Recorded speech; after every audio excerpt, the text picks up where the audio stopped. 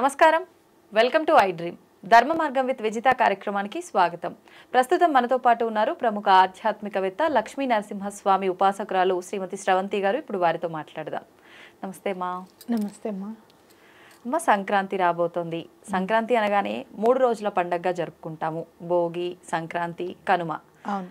కొన్ని ప్రాంతాల్లో ఒకటే రోజులో జరుపుకుంటారు, కొన్ని ప్రాంతాల్లో 3 రోజులు విశేషంగా జరుపుకుంటారు, కొన్ని ప్రాంతాల్లో 2 రోజులు మాత్రమే జరుపుకుంటారు, కొన్ని ప్రాంతాల్లో అయితే నాన్ వెజ్, కొన్ని ప్రాంతాల్లో అసలు నాన్ వెజ్ అలా ఉండదు. రకరకంగా ఎవరికి తోచిన విధంగా వాళ్ళు జరుపుకుంటారు. ముఖ్యంగా సంక్రాంతి అనగానే చాలా ప్రాంతాల్లో ఇది కీడు పండగ అని చెప్పి, అసలు కొత్త బట్టలు కూడా ధరించకూడదు అని చెప్పి, అది మూఢనమ్మకం అనుకోవాలో ఏమో తెలియదు కానీ అలా ఉండే వాళ్ళు ఉన్నారు. నిజంగా ఇది కీడు పండగ. అసలు ఈ 3 రోజులు ఆచరించాల్సిన విధి విధానాలు ఏంటో తెలియజేయండి. తప్పకుండా చెప్తాను. అయితే కీడు పండగ అని అంటే కీడు చేసే పండగ అని కాదు. మనకున్న కీళ్ళన్నీ కూడా వెళ్ళిపోయేది. అంటే మొత్తం అంత నెగటివ్ ఎనర్జీ అనుకోండి, ఏదన్నా సరే మన జాతకంలో ఉన్న గ్రహ పీడలే అనుకోండి, అవన్నీ కూడా దగ్ధం చేసే పండగ అని చెప్పుకోవచ్చు అనమాట. మీరు ప్రత్యేకంగా చూస్తే గనక భోగి రోజు ఇంట్లో ఉన్న పాచామనంతా తీసుకెళ్లి మంటల్లో వేసేస్తారు. అవునా కాదా? అలాగే ఇక్కడ మన పాత ఆలోచనలు ఏమన్నా ఉంటే గనక, చాలా బాధ పెట్టిన సంఘటనలు ఏమన్నా ఉంటే గనక అవన్నీ కూడా మన మనసుల్లో నుంచి వెళ్ళిపోవాలన్నమాట. అయితే ఎప్పుడైనా కూడా భగవంతుడు మనిషికి ఇచ్చింది వరం ఏంటి అంటే మరుపు. అవునా కాదా? మర్చిపోవడం అనేది. అంటే జరిగినవి ఏవైనా కూడా దుస్సంఘటనలు ఉన్నా కూడా, బాధాకరమైన సంఘటనలు ఏమన్నా ఉన్నా కూడా, ఇప్పుడు చూడ ఆర్థికంగా ఏమన్నా చితికిపోయారు, అవన్నీ కూడా బాధ అంతా కూడా తీసేసి మళ్ళీ కొత్త జీవితాన్ని మనం ప్రారంభించాలి అని చెప్పుకోవచ్చు అనమాట. ఇక్కడ ఇంకోటి ఏంటి అని అంటే కీడంతా పోయే పండుగ భోగి రోజు. ఎందుకనంటే ఉత్తరాయణ పుణ్యకాలం అనేది స్టార్ట్ అవుతుంది నెక్స్ట్ డే నుంచి. కాబట్టి మనకి చాలా మంచి రోజులు రాబోతున్నాయి అని మనం అది కూడా ఇంకోటి ఏంటంటే నేచర్ని చూస్తే గనక సూర్యుడికి సంబంధించిన పండగ కాబట్టి తప్పకుండా విశేషంగా జరుపుకోవాలి అనేది మనం గుర్తుపెట్టుకోవాలన్నమాట. ఇప్పుడు ఈ భోగి రోజు భోగి మంటలతో పాటు భోగి పళ్ళు పోసే సాంప్రదాయం కూడా ఉంటుందంటారు. ఇది నిజంగా ప్రాంతాచారమా, శాస్త్ర ప్రకారంగా ఉన్నది అంటారా? ప్రాంతాచారము అని అంటే శాస్త్రపరంగా ఏంటి అంటే బదరీలో మనకి శ్రీమన్నారాయణుడు నిక్షిప్తమై ఉంటాడు అని చెప్పుకోవచ్చు అనమాట. రేగుపళ్ళు. రేగుపళ్ళని బదరీ పళ్ళు అని అంటారు. అందులో శ్రీమన్నారాయణుడి శక్తి అంతా కూడా నిక్షిప్తమై ఉంటుంది అని చెప్పుకోవచ్చు. అలాగే మీరు చూస్తే గనక ఒక్కొక్క పండగ నాడు ఒక్కొక్క చెట్లకు కానివ్వండి ఆ పవర్ అనేది నిక్షిప్తం ఉంటుందని చెప్పుకోవచ్చు. అర్కుడు అంటే ఏంటంటే, అర్క అంటే సూర్యుడికి కూడా ఉంది ఆ పేరు. మీరు చూస్తే తెల్ల జిల్లేడుకి అర్క అని పేరు, శ్వేతార్కము అని పేరు. ఆ తెల్ల జిల్లేడు ఆకులు పెట్టుకుని అభ్యంగన స్నానం చేయడం అనేది చేస్తారు. సంక్రాంతి రోజు కూడా చేస్తారు. అంటే ఏంటి అని అంటే ఆ శక్తి అంతా కూడా మనలో కూడా ప్రవహింపజేసేటట్టుగా మనం చేసుకుంటాం అన్నమాట. కాబట్టి రిచువల్స్ అనేవి మన పెద్దవాళ్ళు ఏమైతే చెప్పారో అవి తప్పకుండా మనం ఫాలో అవుతే ఏంటి అంటే మనకి ఆరోగ్యం బాగుంటుంది. అలాగే ఏదైనా సరే విశేషంగా చేసుకున్నామన్న ఫీలింగ్ ఉంటుంది. ఇప్పుడు చూడండి, మీకు బర్త్డే రోజు మీరు ఎంత యాక్టివ్గా ఉంటారు, అవునా కాదా? ఒక తెలియని కళ అనేది సంతరించుకుంటుంది మన ముఖంలో. అట్లానే అబ్బా వాళ్ళు చెప్పినవి మనం చేసాం కదా అన్న ఫీలింగ్, పాజిటివిటీ అనేది పెరుగుతుంది పండగ సందర్భంగా అని కూడా మనం చెప్పుకోవచ్చు అనమాట. అయితే ఈ రేగు పళ్ళల్లో ఉన్న శక్తి అంతా కూడా పిల్లల మీద ఉన్న కీడంతా పోవాలి అని చెప్పి భోగి పళ్ళు పోస్తారు అనమాట. ఓకే. అలాగే మీరు చూస్తే గనక మీరు ఈ హోమియోపతి మెడిసిన్స్లో బంతి పువ్వుని చాలా రకాలుగా వాడతారు. అవును. అంటే ఎగ్జాంపుల్ చెప్పాలి అని అంటే, ఎప్పుడన్నా మనకి సపోజ్ కాలిన గాయాలు ఉంటాయి అనుకోండి, వాటి మీద రాస్తే చల్లగా ఉంటుందండి. బంతి పువ్వుల దాంతో నుంచే మెడిసిన్స్ తయారు చేస్తారు. అందుకే బంతి పువ్వులు కూడా మనం జల్లడం అనేది ఉంటుంది. ఇంకోటి ఏంటంటే కింద పడినవన్నీ కూడా పని వాళ్ళని ఏరుకోమండము అలా చేసేవారు. అట్లా ఏదైనా కూడా దానము అనేది మనం ఇస్తూ ఉంటే గనక ఉత్తిగా ఇవ్వకూడదు ఎవరికి కూడా. అంటే ఈరోజు ప్రత్యేకంగా దానాలు ఇవ్వాలి. అందుకనే దానం అంటే ఏంటంటే అందుకే రూపాయి బిళ్ళలు కూడా వేసి పోస్తారనమాట భోగి పళ్ళు. అప్పుడు అవన్నీ ఏరుకొని ఆ రూపాయి బిళ్ళలు పక్కకు పెట్టుకునే వాళ్ళు అనమాట పని వాళ్ళు. అంటే ఆ రూపాయి బిళ్ళలతోనే అంతా అయిపోతుందా అని అంటే గనక, మీరు శని భగవానుడికి ఏదన్నా ప్రీతిపాత్రమై ఉన్నది అని అంటే గనక నాణాలు గనక కాయిన్స్ గనక మీరు పంచిపెడితే సాటర్న్ మన జాతకంలో ఉన్న సాటర్న్ కూడా చాలా సంతోషిస్తాడని చెప్పుకోవచ్చు. అంటే గ్రహం అనుకూలిస్తుంది అని చెప్పుకోవచ్చు అనమాట. కాబట్టి మీరు ఆ పిల్లలకి ఏమన్నా సాటర్న్ ఇబ్బందులు ఉన్నా కూడా, తల్లిదండ్రులకి ఏమన్నా ఉన్నా, ఇంటిలిపాదికి ఏమన్నా ఉన్నా కూడా ఆ కాయిన్స్ అనేవి మనం ఇస్తున్నాం కదా, వాటితో ఆ సాటర్న్ ఏదున్నా కూడా మాలిఫిక్ ఎఫెక్ట్స్ ఏమన్నా ఉన్నా కూడా అవి క్లియర్ అయిపోతాయి అని ఖచ్చితంగా చెప్పుకోవచ్చు. ఇప్పుడు ఈ భోగి మంటల్లో ఇంట్లో ఉన్న పాత వస్తువులతో పాటు చీపుర్లు ఇవి కూడా వేస్తారని అంటారు, నిజంగా వేస్తారమ్మా చీపుర్లు, పాత చీపుర్లు? మా ఇంట్లో అయితే చీపుర్ని వేయరు. ఎందుకు అని అంటే లక్ష్మీదేవితో సమానం కాబట్టి. అవును, నేను మామూలుగా ఎక్కడైనా తొక్క జాగాలోనే వేసేస్తా ఇప్పటికీ కూడా.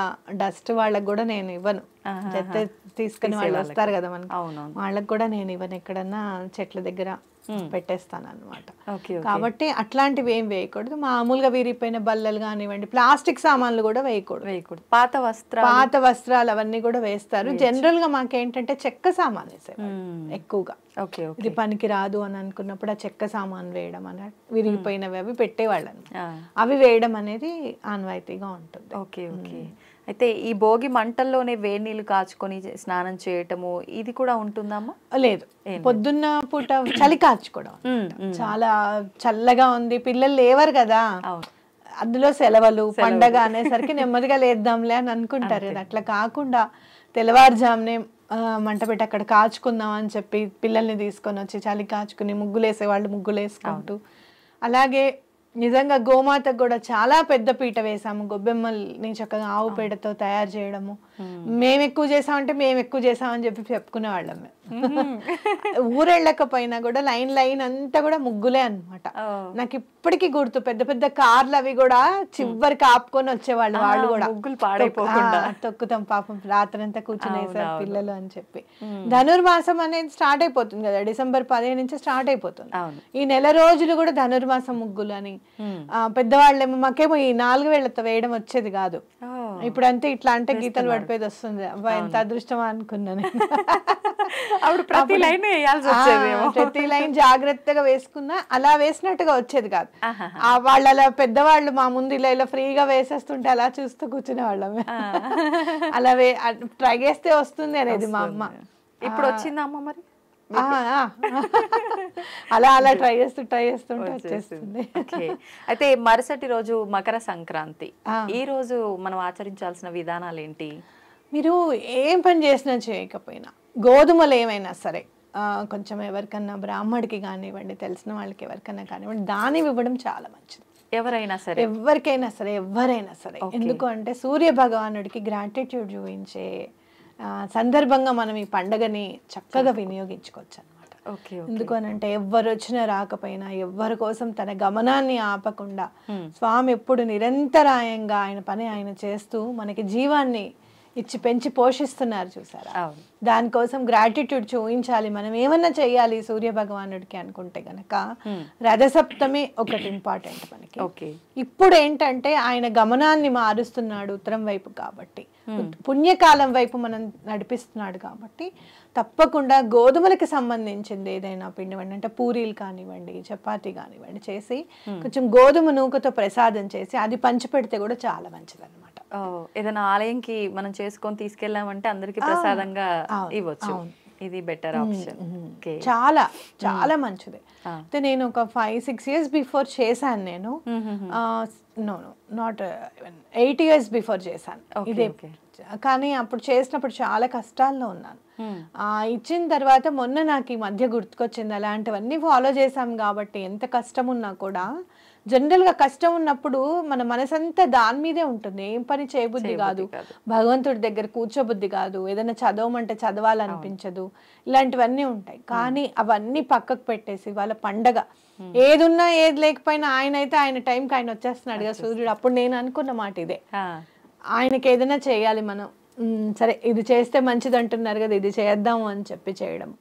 ఆరోగ్యపరంగా కూడా ఎలాంటి ఇబ్బందులు ఉన్నా కూడా దానికి తగ్గ మందు దొరకడము, తొందరగా రికవర్ అవ్వడం అనేది నా జీవితంలో జరిగింది ఈ 8 ఏళ్లలో కూడా.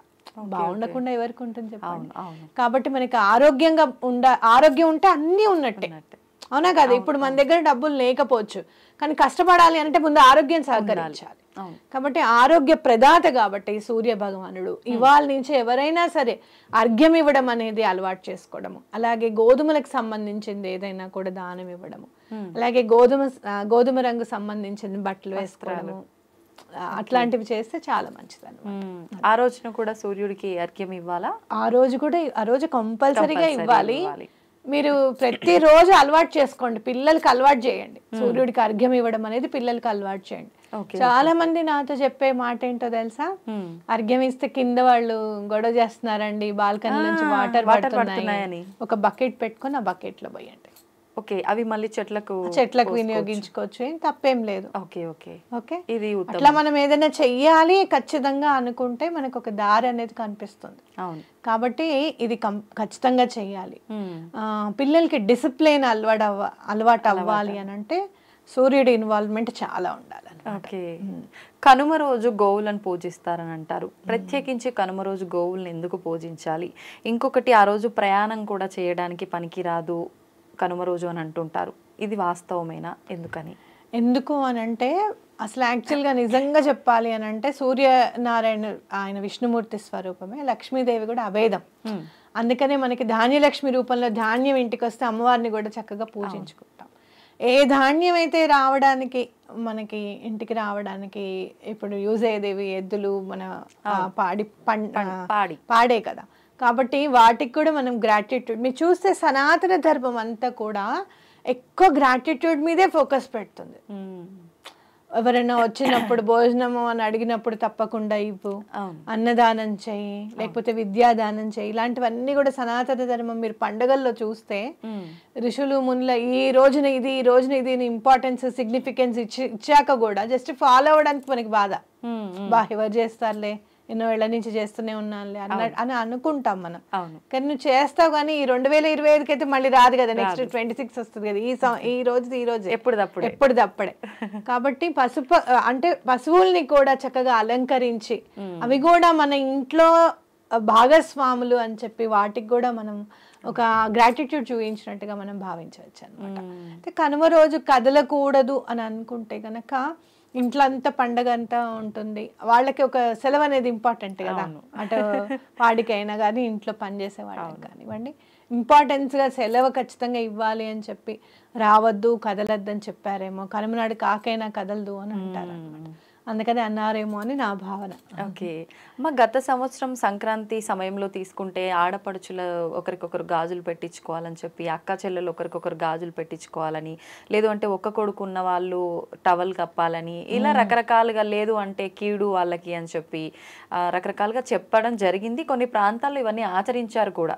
మరి ఈసారి ఏమైనా అలాంటివి గాజులు పెట్టించుకోవడం లాంటివి ఇంకేమైనా వచ్చాయా ఇలాంటివి? ప్రత్యేకమైన కీడుతో అయితే కూడినది ఏం కాదు ఈసారి సంక్రాంతి. ఒక్కొక్కసారి ఏమవుతుందంటే బలానా టైంలో ఏదైనా సంక్రమణం జరిగిందనో, లేకపోతే ఇలా చేస్తే గనక ఏదైనా ఆ తిథి ప్రకారంగా కానివ్వండి, లేకపోతే ఏదైనా ఆ రోజు ప్రకారంగా కానివ్వండి, ఏదైనా కొత్త గొప్ప కీడు ఉంటే ఇది చెయ్యండి, ఇది చేస్తే బాగుంటుందనే కానీ అది చేయకపోతే ఏదో అయిపోతుంది అనేది కాదు.